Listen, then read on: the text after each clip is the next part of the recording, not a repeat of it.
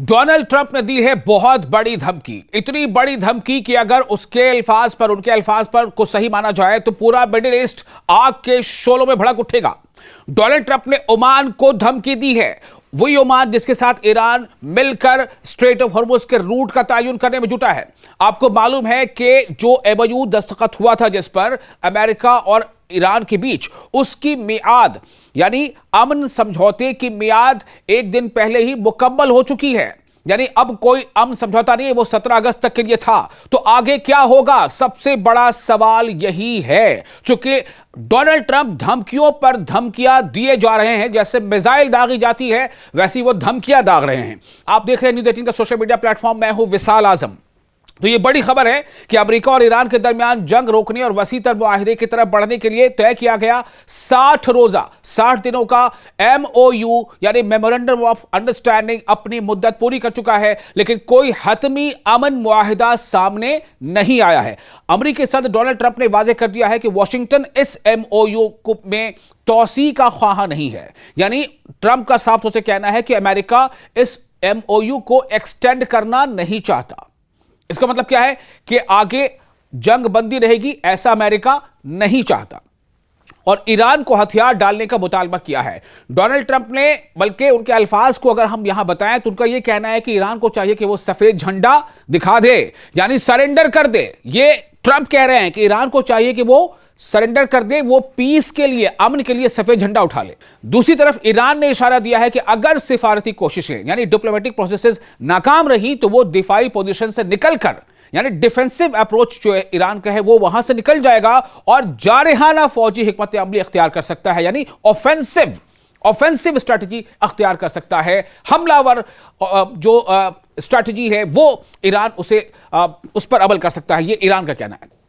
अब आपको बताते हैं कि इसके पस मंजर में क्या है। दरअसल जून महीने में अमेरिका और ईरान के दरमियान एक उबूरी मुफाहमत हुई थी, यानी इंटरिम सीज फायर हुआ था, जिसका मकसद लड़ाई रोकने, स्ट्रेट ऑफ हॉर्मुज में आमद-ओ-रफ्त जहाजों के आने जाने को बहाल करने और 60 दिन के अंदर एक वसी तर अमन मुआहिदे की बुनियाद रखने की कोशिश करना था। लेकिन इस अरसे में दोनों मुल्कों के दरमियान बुनियादी इख्तलाफात खत्म नहीं हो सके। अमेरिका ईरान के जौहरी प्रोग्राम यानी न्यूक्लियर प्रोग्राम, पाबंदियों और स्ट्रेट ऑफ हॉर्मुज से मुतालिक अपने मुतालबात पर कायम रहा, जबकि ईरान ने अमेरिकी पाबंदियों के खात्मे, नाकाबंदी उठाने और जंग के बाद दीगर जमानतों पर जोर दिया। नतीजा क्या हुआ, 60 दिन गुजर गए और कोई हतमी मुआहिदा नहीं हो सका। अब सदर ट्रंप का लहजा पहले से ज्यादा सख्त है। उन्होंने कहा है कि अमेरिका इस उबूरी एमओयू यानी मेमोरेंडम ऑफ अंडरस्टैंडिंग में तौसी नहीं चाहता, इसका एक्सटेंशन नहीं चाहता और ईरान को सफेद झंडा लहराना यानी हथियार डाल देना चाहिए। यह ट्रंप के अल्फाज हैं।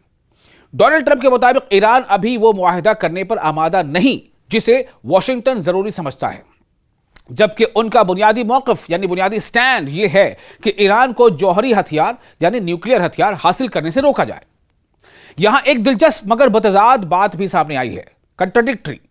डोनाल्ड ट्रंप ने अमेरिकी मीडिया से गुफ्तगू में दावा किया है कि उनकी टीम ईरान के पासदाराने इनकलाब यानी IRGC, जिसका फुल फॉर्म है Islamic revolutionary guard corps, IRGC के साथ पसे पर्दा राब्ते में है। यह डोनाल्ड ट्रंप ने कहा है अमेरिकन मीडिया से।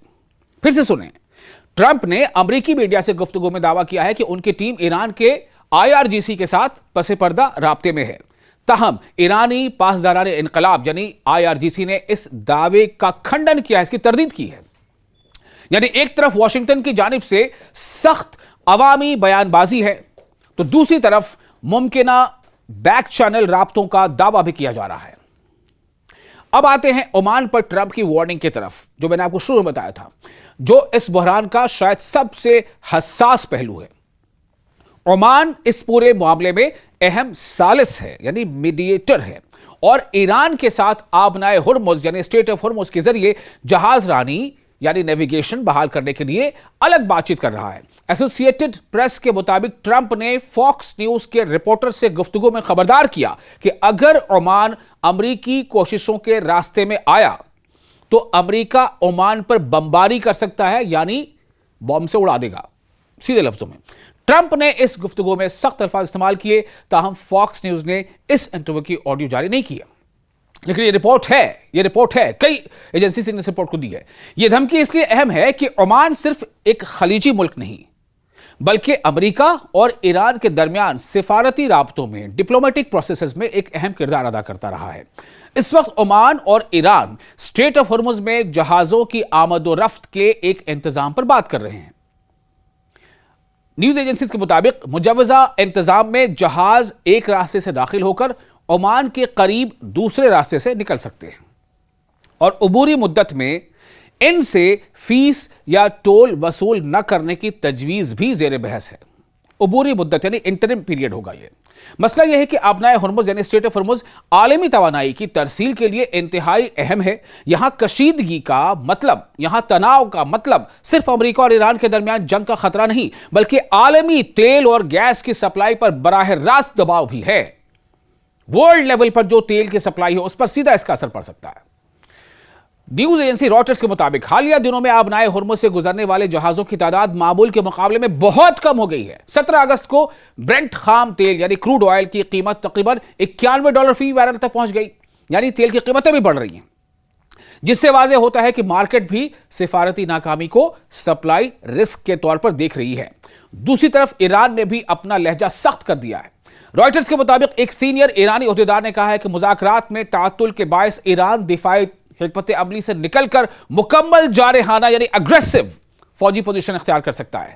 तेहरान ने यह भी खबरदार किया है कि अगर सिफारतकारी नाकाम हुई तो वो आबनाए हुर्मुज में, स्ट्रेट ऑफ हुर्मुज में अमरीकी बहरी नाकाबंदी तोड़ने के लिए फौजी कार्रवाई कर सकता है। दोस्तों, आपको पता है ना कि स्ट्रेट ऑफ हुर्मुज से आने जाने के लिए ईरान ने तो एक पाबंदी लगा रखी है कि वो चाहता है कि अमेरिका अपने वादे पर अमल करे तभी स्ट्रेट ऑफ हुर्मुज खोलेंगे। ठीक है, अब अमेरिका ने क्या किया है कि जो ईरानी बंदरगाह हैं उससे कुछ दूरी पर अपने वहां पर जो नेवी के जो बड़े बड़े जहाज हैं पानी के, वो और तमाम चीजें वो उसने रख दी हैं। और ऐसा करके क्या किया उसने, ईरानी बंदरगाहों की उसने ब्लॉकेड यानी नाकाबंदी कर दी है। उस रेंज में उसने अपने तमाम नेवी को खड़ा किया है। फिलहाल 3 चीजें इंतहाई अहम हैं। पहली, क्या अमेरिका और ईरान किसी नए फार्मूले के जरिए मुज़ाकरात दोबारा शुरू करते हैं। दूसरी, क्या ओमान ईरान के साथ अपनाए हुर्मुज के मामले पर ऐसा इंतजाम कर पाता है जिसे वाशिंगटन भी कबूल करे। और तीसरी, क्या ईरान की जानिब से मुकम्मल जारहाना पोजीशन महज दबाव डालने की हिकमत अमली रहती है या वाकई फौजी कार्रवाई में तब्दील होती है। मुख्तसर यह कि 60 रोजा MOU यानी मेमोरेंडम ऑफ अंडरस्टैंडिंग का इख्तिताम अमन की मंजिल नहीं बल्कि एक नए और ज्यादा खतरनाक मरहले का आगाज दिखाई दे रहा है। ट्रंप ईरान से हथियार डालने का मुतालबा कर रहे हैं, ओमान को अपनाए हुर्मुज के मामले पर सख्त वार्निंग दे रहे हैं, जबकि ईरान फौजी रद्द-ए-अमल की धमकी दे रहा है। इसके बावजूद पसपर्दा राब्तों और ओमानी सालिसी की मौजूदगी यह बताती है कि सिफारतकारी यानी डिप्लोमेसी का दरवाजा मुकम्मल तौर पर बंद नहीं हुआ है। लेकिन फिलहाल मसला यह है कि दोनों फरीक एक दूसरे पर दबाव बढ़ा रहे हैं और इस दबाव का सबसे बड़ा आलमी असर स्ट्रेट ऑफ हुर्मुज पर, तेल की कीमतों पर और खित्ते में मजीद जंग के खतरे की सूरत में सामने आ सकता है। वीडियो आपको कैसा लगा, आप अपने तासुरात हमें कमेंट बॉक्स में शेयर कर सकते हैं और वीडियो अच्छा लगा हो तो इसे लाइक और शेयर जरूर करें।